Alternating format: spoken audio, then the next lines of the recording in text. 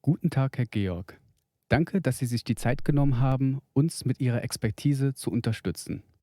Guten Tag, Herr Weber und Frau Hoffmann. Danke für Ihre Einladung. Als Planungsbehörde für erneuerbare Energien möchten wir gerne den Ausbau von Windenergie in Hessen beschleunigen und gestalten. Wir wollen geeignete Gebiete für neue Windkraftanlagen identifizieren. Dort sollen Maßnahmen getroffen werden, zum Beispiel die Erleichterung für Antragstellungen für Unternehmen und Maßnahmen zur Akzeptanz der Anwohner. Vielen Dank für Ihr Vertrauen. Die Suche nach Flächen für erneuerbare Energien ist sicherlich für den Einsatz geografischer Datenanalysen geeignet. Also, wir sollten uns zuerst Gedanken darüber machen, welche Kennzahlen für die Auswahl der Gebiete von Bedeutung sind. Ja, klar. Zunächst einmal ist die durchschnittliche Windgeschwindigkeit sehr wichtig, sodass möglichst viel Energie produziert werden kann. Das ist nachvollziehbar. Okay, wichtig ist uns auch, dass die Anlagen nicht zu nah an Ballungsräumen liegen, da es sonst Beschwerden der Anwohner geben könnte. Außerdem sollten wir nicht zu nah an Naturschutzgebieten sein.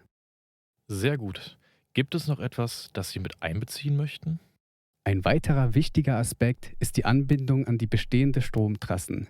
Somit können wir die Kosten und den Eingriff in die Natur möglichst gering halten. Prima. Die von Ihnen genannten Kennzahlen sind eine solide Basis für eine geografische Datenanalyse von Windenergiestandorten. Danke, Herr Georg. Wir werden die Daten besorgen und dann können wir diese bei unserem nächsten Termin besprechen.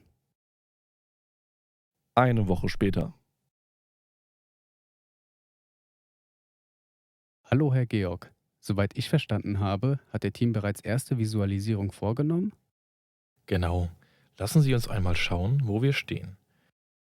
Lassen Sie uns vom Groben ins Feine gehen. Starten wir mit der Visualisierung von Gebieten mit viel Wind. Die Daten zur durchschnittlichen Windgeschwindigkeit zeigen auf, welche Regionen von Relevanz sind.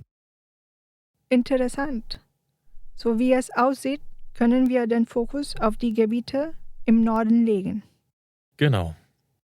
Und nun gehen wir mehr ins Detail für eines der Gebiete. Wir blenden jetzt die Ballungsräume ein. Und jetzt dazu auch Naturschutzgebiete. Dadurch ergibt sich, welche Flächen für den Bau neuer Anlagen ausgeschlossen werden sollen.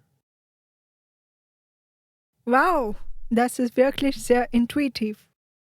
Jetzt können wir die Stromtrassen und Trafostationen ergänzen und so die am besten geeigneten Gebiete identifizieren. Aha. Hier also sollten wir über Fördermaßnahmen zur Windenergie nachdenken. Ich werde dies sofort in die Wege leiten. Genau. Vielen Dank, Herr Georg und Frau Hoffmann. Hervorragende Zusammenarbeit und wirklich gute Ergebnisse. Wir haben einen guten Ansatz für unsere Planungen gefunden.